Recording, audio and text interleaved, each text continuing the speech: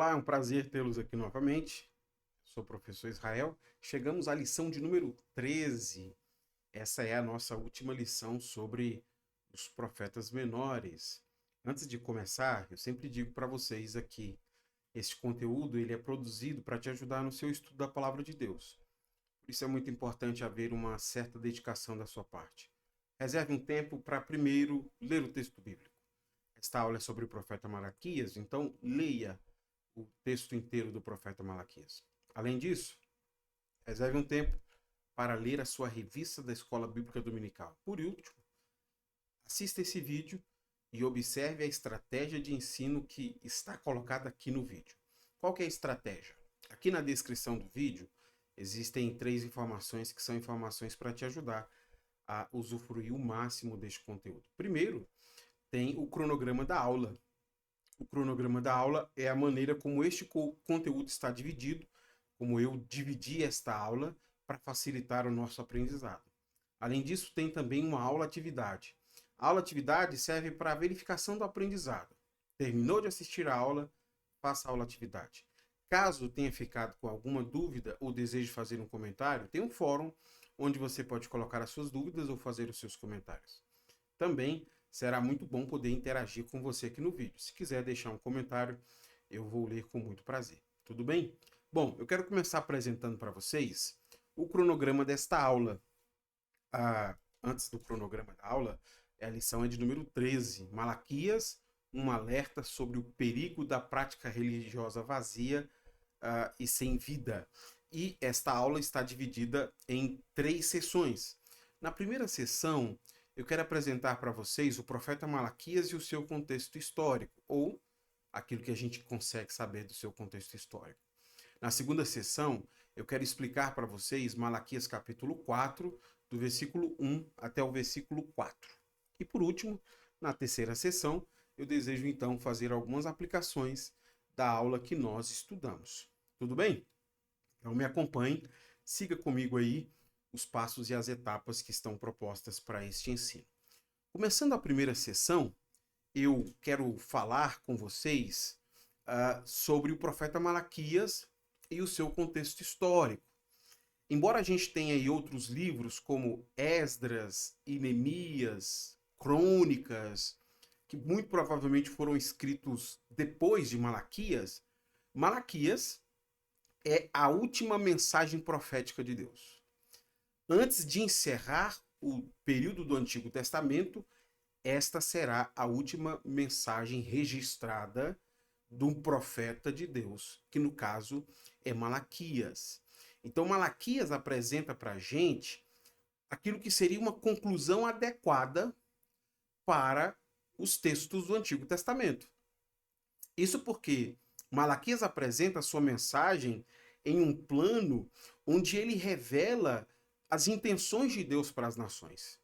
Ele também fala sobre o julgamento final que Deus trará sobre a humanidade e, por fim, a redenção vindoura que o Senhor fará para o seu povo.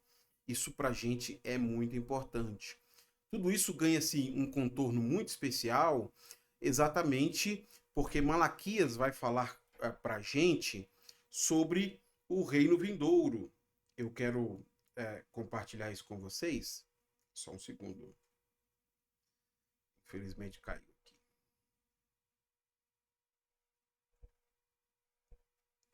Como eu estava falando, tudo isso ganha um contorno especial quando Malaquias diz para a gente sobre um reino vindouro. Um reino vindouro que vai ser anunciado por meio de um profeta. Veja comigo aí, Malaquias capítulo 3, versículo 1, porque exatamente neste capítulo ele fala sobre aquele que vai vir preparar o caminho para a vinda do Senhor. Eu leio com você. Vejam, capítulo 3, versículo 1. Envio o meu mensageiro que preparará o caminho diante de mim. Então, de repente, o Senhor a quem vocês buscam virá ao seu templo. O mensageiro da aliança por quem vocês anseiam certamente virá, diz o Senhor dos exércitos. Essa promessa que está sendo feita por Deus, por meio do profeta Malaquias, torna esta mensagem de Malaquias muito especial. Todas as pessoas que desejam encontrar o Senhor, todas as pessoas que desejam este reino vindouro que está sendo prometido aqui, elas devem olhar para essa mensagem do profeta e perceber que isto é uma promessa de Deus. Ele está falando sobre uma preparação da vinda do Senhor. Virá alguém que vai preparar as pessoas para a chegada do próprio Deus. Nós consideramos que esta profecia se cumpre em João Batista. Assim é dito dele, né? Foi ele quem preparou as pessoas para receber a chegada do reino. E esta é a importância de João Batista. João Batista é quem prepara as pessoas para a chegada do reino que virá por meio de Jesus Cristo. Mas se nós considerarmos a mensagem do profeta Malaquias como um todo, além dessa importância de destacar aqui a chegada do reino, há algo também que precisa ser destacado sobre a sua identidade. Porque ele já é para a gente muito significativo por construir uma ponte entre o Antigo Testamento e o Novo. A mensagem dele é uma ponte que conecta uma esperança messiânica com um mensageiro que vai preparar a chegada desse Messias. Então, Malaquias e João estão conectados em continuidade de propósito divino e daquilo que Deus está fazendo. E este Malaquias? Quem é este homem? Quem é este homem que aqui está sendo chamado de profeta Malaquias? E sobre isso tem uma discussão que é um pouco longa, mas de maneira geral a discussão sobre quem é Malaquias gira em torno de duas possibilidades. Primeiro, aqueles que acham que Malaquias é apenas um título que é dado ao autor deste livro, então Malaquias não seria um nome próprio. E a segunda possibilidade é que Malaquias realmente foi uma pessoa que se chamou Malaquias. Eu queria explorar essas duas possibilidades para a gente entender um pouco mais o profeta e a sua mensagem. Para isso, eu quero ler com vocês uma citação onde a gente pode explorar essas questões. Veja aí comigo. Malaquias em hebraico significa meu mensageiro. Muitos acreditam que o livro é um pseudônimo e que o nome foi retirado de Malaquias 3:1, onde ocorre a mesma palavra. Então, lá em Malaquias 3:1, que eu li agora há pouco, o nome que aparece ali, mensageiro, é Malaquias em hebraico, que é o mesmo nome do autor do livro aqui. Se Malaquias não é um nome, mas designa um funcionário, então o livro é anônimo. Alguns estudiosos defendem essa opinião porque a gente não tem nenhuma informação sobre a vida pessoal de Malaquias. Nesse sentido, eles acreditam, com base em Malaquias 3:1, que Malaquias seria um título que está sendo dado à pessoa que comunica a mensagem. Como nós acabamos de ler, e eu faço questão de destacar isso, deixa eu riscar aqui para ficar mais fácil de você perceber, Malaquias significa mensageiro.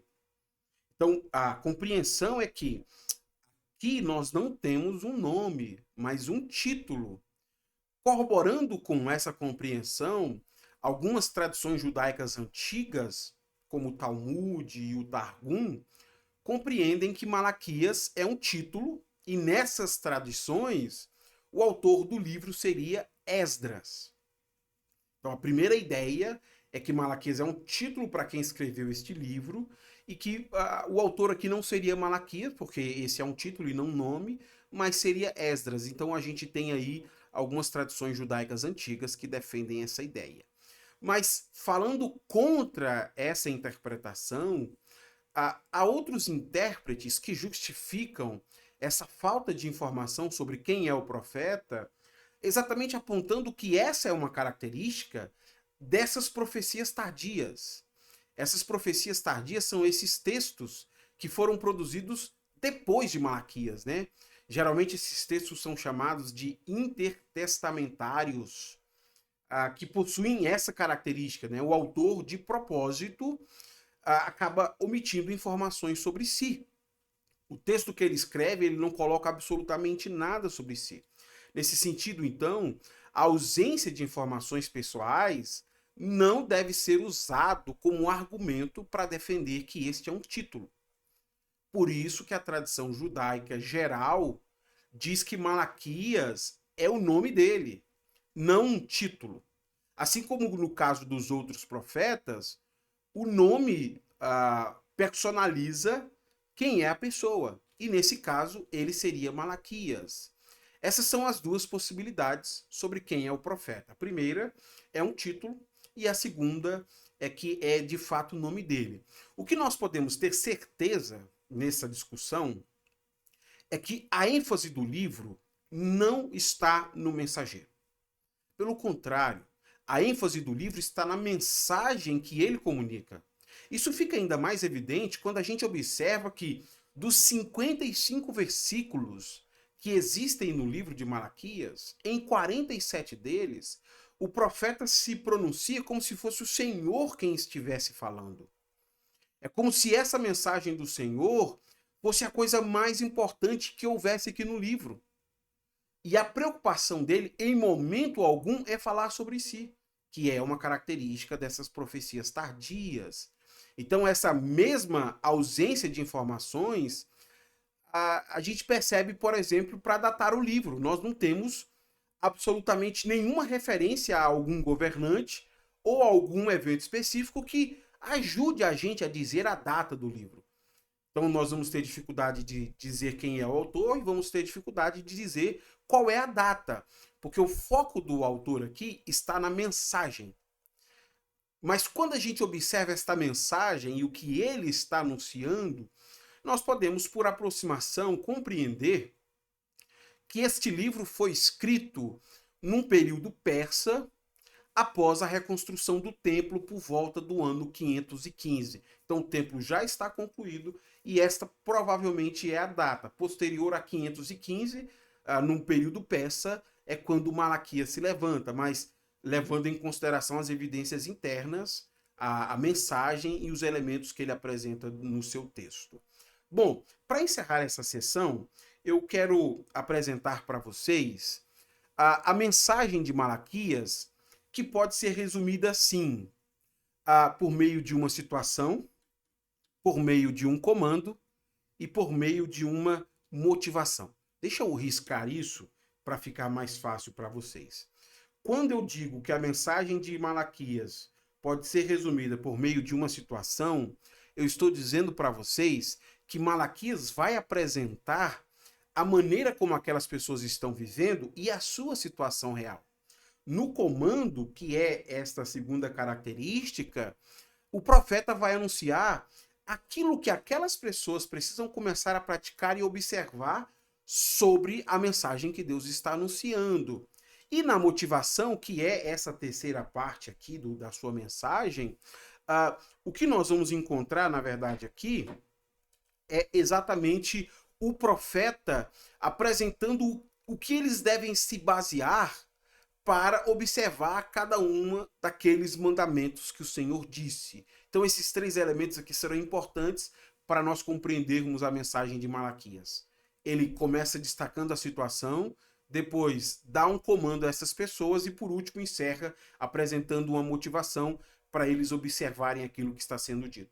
Isso se repete ao longo de todo o livro, onde nós temos a revelação da situação, quer seja a imoralidade dos sacerdotes, problemas litúrgicos. Então ele começa apresentando a situação, depois um comando, que é o que eles devem começar a observar ou praticar, e por último encerra-se com a motivação, que é exatamente o que eles devem se basear para observar cada um daquelas ordens que o Senhor está dando.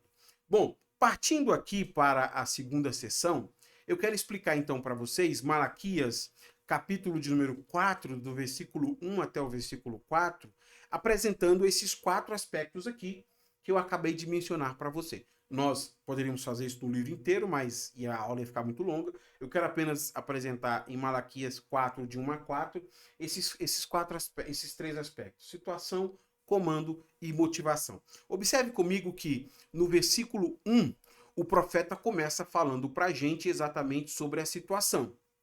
Depois, No versículo 2 e 3, ele vai dar o comando, e por último, no versículo 4, a motivação. Então eu começo lendo a situação deles, que está sendo anunciada aí no versículo 1.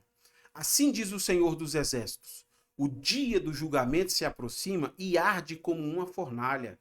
Naquele dia serão queimados como palha os arrogantes, e os perversos serão consumidos, desde as raízes até os ramos. Num dia futuro que está por vir, Deus diz que fará destruição entre os justos e os ímpios. Deus vai distinguir. Ele trará distinção entre quem é justo e quem é ímpio. E essa identificação sobre quem é justo e quem é ímpio não serve apenas para classificar eles. Serve para dizer o destino de cada um deles. Os arrogantes e os malfeitores serão queimados no fogo. E mais à frente ele vai dizer para a gente que aqueles que reverenciam o nome do Senhor serão curados. Nós vamos ver isso daqui a pouco no versículo de número 2. Então Malaquias faz questão de dizer, de deixar muito claro, que esse dia do julgamento do Senhor se aproxima. Quando este dia finalmente chegar, os arrogantes e os malfeitores serão como palha. Ao entrarem em contato com o fogo, eles serão facilmente queimados. De maneira que não sobra nenhuma raiz ou um ramo deles. E o sentido do profeta aqui é que eles serão completamente destruídos. Essas pessoas que são aqui chamadas por ele de arrogantes e malfeitores serão completamente destruídos. Mas para aquelas pessoas que não desejam passar por essa situação, Malaquias dá um comando. E o comando para quem não deseja ser destruído como palha aparece no versículo 2 e 3. Mas vocês que temem o meu nome, o sol da justiça se levantará, trazendo cura em suas asas, e vocês sairão e saltarão de alegria, como bezerros soltos no pasto. No dia em que eu agir, vocês pisarão sobre os perversos como eles fossem pó sobre os seus pés, diz o Senhor dos Exércitos. O dia vindouro não apenas vai remover os ímpios, mas ele também servirá para curar os justos. E olha que comando interessante. É muito importante destacar isso. Malaquias não apenas descreve os eventos que trarão o fim dos ímpios, mas ele também revela uma série de acontecimentos pelos quais os justos serão recompensados.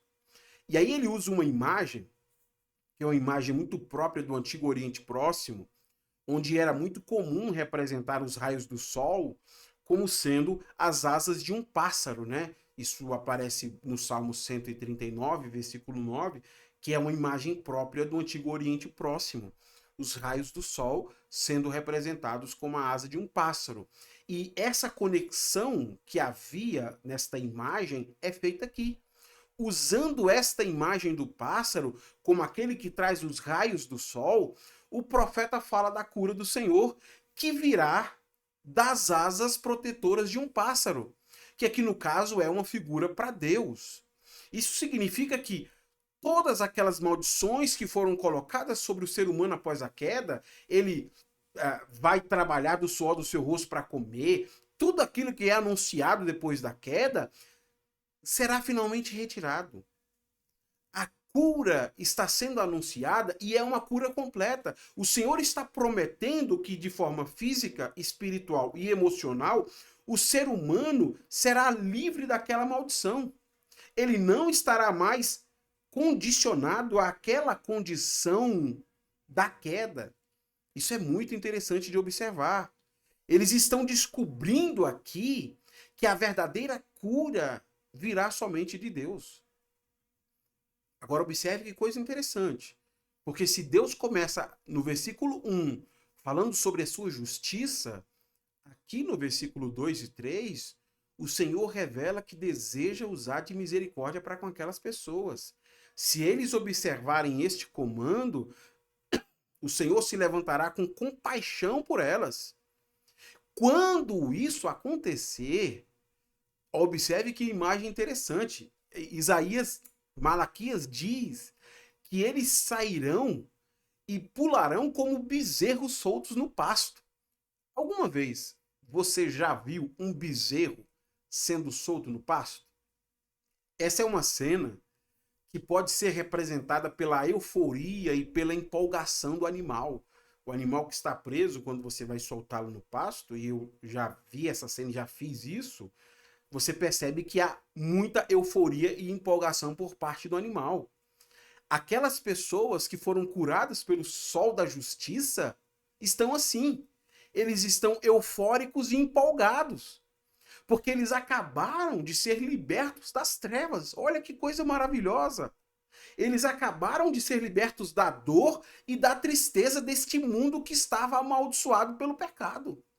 O mundo que estava amaldiçoado pelo pecado e que causava dor e sofrimento a essas pessoas, eles acabaram de ser curados.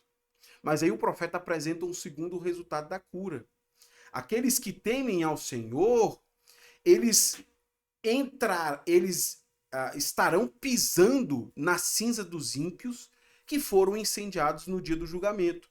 E aqui, pisar sobre a cinza dos ímpios é um ponto que o profeta deseja deixar claro para eles, que o Senhor conhece quem são os ímpios e quem são os justos. O Senhor está tomando nota e o Senhor está conhecendo nomes. E chegará o momento oportuno onde o Senhor se lembrará quem são os seus. E aqueles que serão seus não serão destruídos no juízo. Então aqui não é uma imagem de vingança, é uma imagem do resultado final daqueles que temem ao nome do Senhor. Aqueles que temem ao nome do Senhor não serão destruídos. Por fim, o profeta apresenta a motivação. A motivação que eles têm para poder observar o comando do Senhor aparece no versículo 4. Lembrem-se de obedecer à lei de Moisés, meu servo, a todos os decretos e estatutos que dei a todo Israel no monte Sinai. Qual que é a motivação para não seguir os caminhos dos ímpios, mas guardar a lei do Senhor? A motivação é lembrar-se da lei de Moisés, o meu servo. No começo, o profeta disse que eles deveriam se arrepender de algumas atitudes e comportamentos. Mas depois de abandonarem aquelas práticas, Deus diz que espera uma resposta positiva deles. Não é apenas deixar de fazer aquilo. É deixar de fazer aquilo e começar a fazer isso. Obedecer à lei de Moisés. Então veja, neste último livro profético do Antigo Testamento, Deus pretende dar uma ordem que é única ao seu povo. Quando vocês se lembrarem da lei do Senhor, o que na verdade se espera de vocês é que vocês não apenas lembrem, mas que as suas ações sejam determinadas por este conhecimento sobre a lei. Não é meramente memorizar e decorar. É, ao saber desta lei, que a conduta de vocês possa ser coerente com este conhecimento. Veja que esta mesma ordem é dada por Deus a Josué, quando Moisés morre e Deus então levanta Josué para sucedê-lo. Veja comigo Josué capítulo 1, versículo 7. Seja somente forte e muito corajoso. Tenha cuidado de cumprir toda a lei que meu servo Moisés lhe ordenou. Não se desvie dela nem para um lado, nem para o outro. Assim você será bem-sucedido em tudo que fizer. Você conseguiu perceber? Aqui fica muito evidente para a gente, mais uma vez, o texto bíblico está deixando claro que lembrar-se do livro da lei faria com que Israel temesse a Deus e buscasse honrar o seu nome. Malaquias está chamando essas pessoas para um estilo de vida que é guiado não pela sabedoria humana, nem pela ambição, ou mesmo por expectativas sociais. Eles devem conduzir suas vidas pela aplicação cuidadosa da palavra de Deus. Essa mensagem de Malaquias deveria ser vista por aquelas pessoas como uma mensagem de esperança.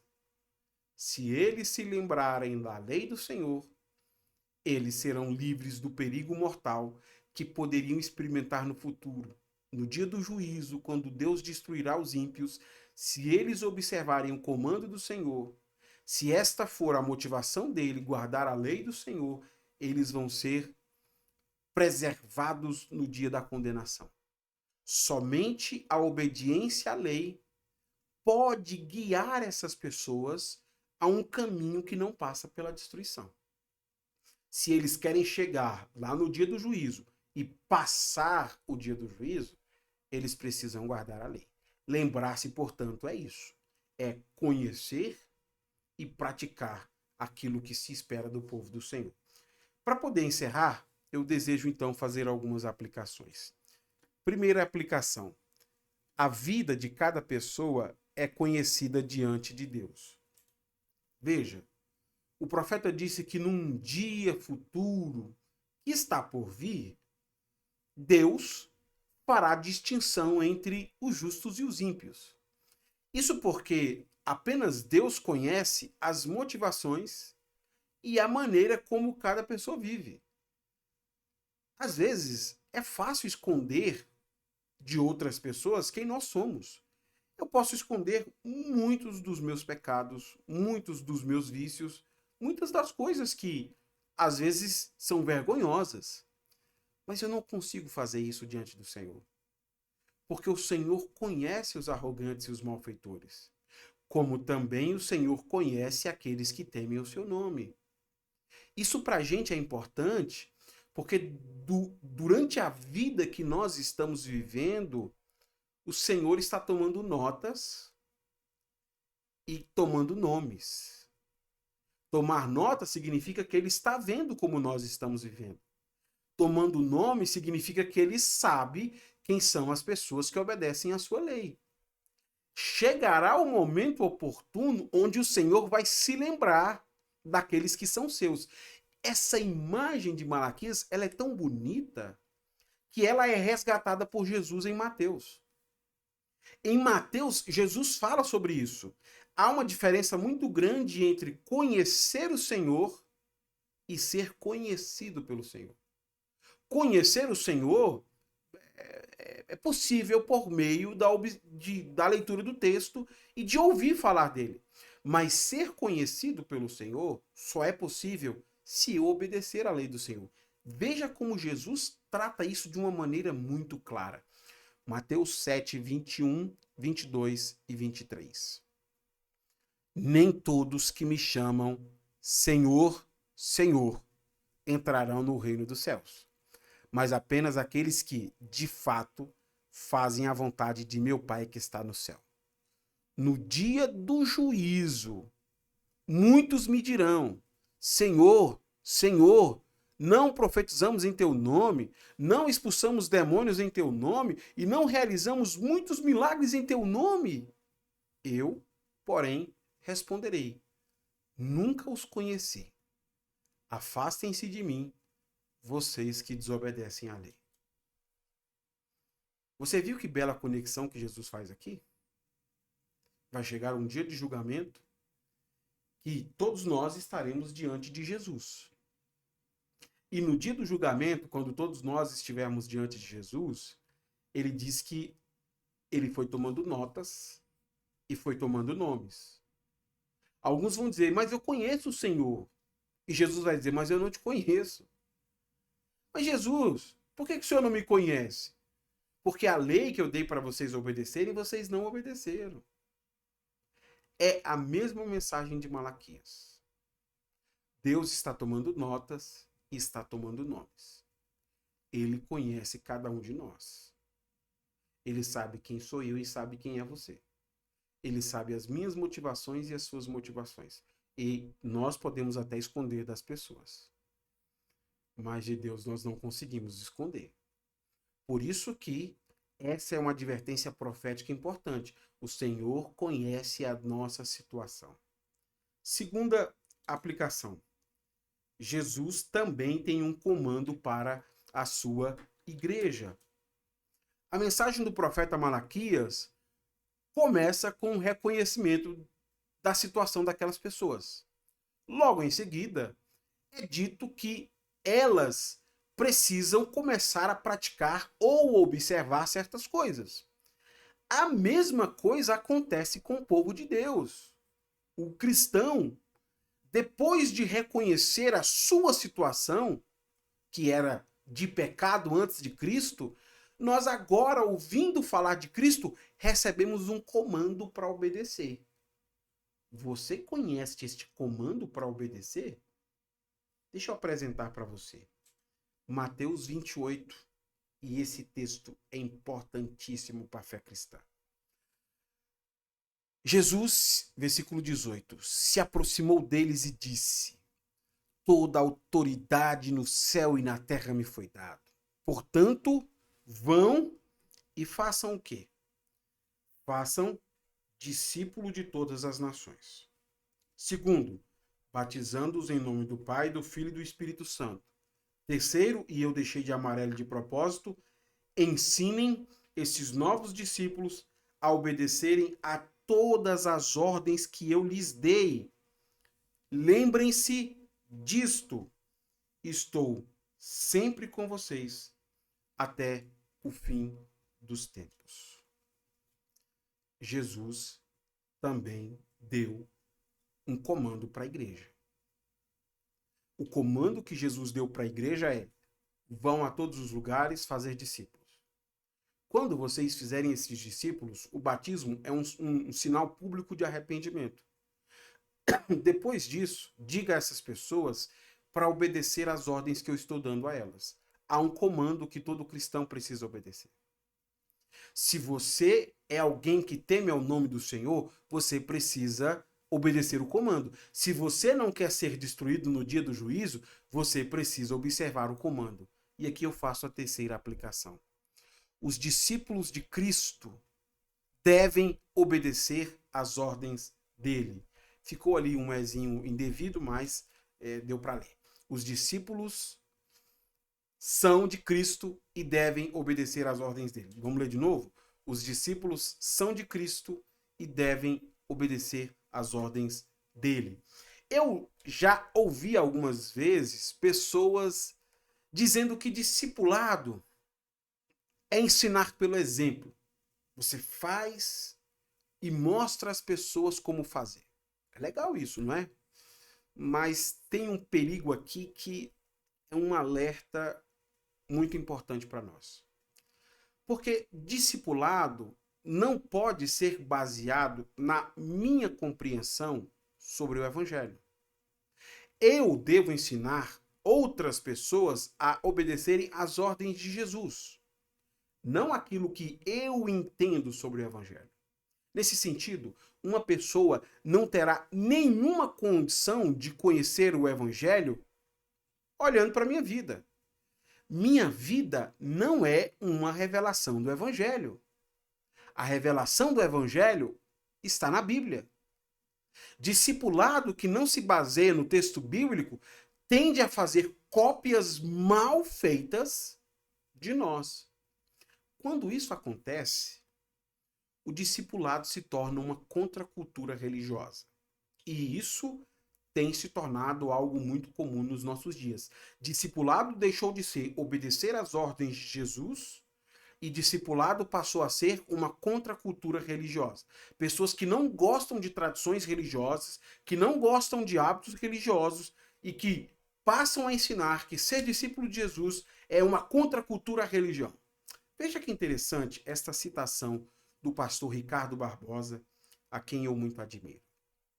Ele diz assim: não somos nós que escolhemos, elegemos e selecionamos um pequeno grupo com quem teremos comunhão, mas sim Cristo. A igreja de Cristo não é formada pelas pessoas que eu escolho e convido para estudar a Bíblia, orarmos e compartilharmos. Isso é bom, necessário, mas não é a igreja. A igreja é formada pelo povo que Jesus chama, salva e batiza. Não é difícil encontrar pessoas que dizem isso. Nós estamos fazendo uma igreja para os nossos amigos e para os nossos filhos. Estamos empenhados em construir um espaço que a gente não sinta vergonha de chamar os nossos amigos, que os nossos filhos possam congregar. Nesses casos, nós estamos tão comprometidos em fazer discípulos para nós, que nós acabamos fazendo cópias mal feitas de quem nós somos, não discípulos de Cristo. Deixa eu te dar este exemplo. Vamos supor que eu tenho problemas com alguns símbolos religiosos. E aqui neste exemplo, eu estou tomando como exemplo o púlpito. Eu tenho uma certa ojeriza ao púlpito. Logo, eu vou substituir o púlpito por uma poltrona. Ou então botar lá em cima, talvez, uma grande lata preta, porque eu tenho uma certa ojeriza a isso. As pessoas que começam a fazer discipulado comigo, a fazer parte da minha igreja, começam logo de imediato a pensar como eu. Elas riem de igrejas que usam púlpitos. Nossa, vocês são atrasados. Vocês ainda têm púlpito lá? O cara ainda prega atrás do... Nossa, vocês são atrasados. Lá na nossa igreja, nós somos modernos. O pastor prega sentado numa poltrona. A gente tem uma lata preta. Mas quem disse que ser discípulo de Jesus significa isso? Ser discípulo de Jesus não significa ter ojeriza a símbolos religiosos. Você só se torna discípulo de Jesus se obedecer às ordens de Jesus. Me preocupa muito esse tipo de abordagem que tem se expressado cada vez mais como uma contracultura religiosa. Ser discípulo de Jesus passou a ser uma contracultura religiosa. Nesses casos, nós não estamos fazendo discípulos para Cristo. Nós estamos procurando pessoas que se pareçam com a gente. Olha, se você quer uma igreja onde o pastor senta numa poltrona para pregar, você está na igreja certa. Agora, se não for, aqui não é sua igreja. Oi? Como? Olha, se você está procurando uma igreja que tenha lata, fundo preto, iluminação, aqui é a sua igreja. Mas se você não gosta disso, aqui não é a sua igreja. Oi? Como? Ninguém pode dizer, olha, agora eu sou discípulo de Jesus porque eu estou numa igreja que não usa gravata. Isso não é ser discípulo de Jesus. Olha, agora eu sou discípulo de Jesus porque eu estou numa igreja que o pastor senta numa poltrona. Sabe o que é que te faz discípulo de Jesus? Conhecer e obedecer às ordens de Jesus. Por isso, não confunda as suas preferências religiosas com aquilo que é discipulado. E tome muito cuidado em estar seguindo aquilo que Jesus não te pediu para seguir. Quando nós chegarmos diante de Jesus, ele não vai perguntar, e aí, você fazia parte de uma igreja que o pastor pregava sentado numa poltrona? Mateus 7 diz que quando chegar lá, ele vai dizer, eu fui tomando nota e fui tomando nomes. As pessoas que eu conheço são aqueles que obedecem à lei. Aqueles que não obedecem, não conheço. Temos que ter muito cuidado com isso. O chamado de Jesus é para o discipulado. Eu espero que todo este conteúdo ao longo desses meses tenha ajudado você, que todos nós possamos refletir na mensagem dos profetas e que possa ser advertências que edifiquem a nossa vida e edifiquem as nossas igrejas locais. Se Deus nos permitir, semana que vem nos encontramos no nosso novo estudo da Escola Bíblica Dominical Online. Não deixe de orar por mim e pedir que o Senhor nos ajude a avançarmos nesse estudo. Eu espero você então, se Deus permitir assim, na próxima aula. Até lá.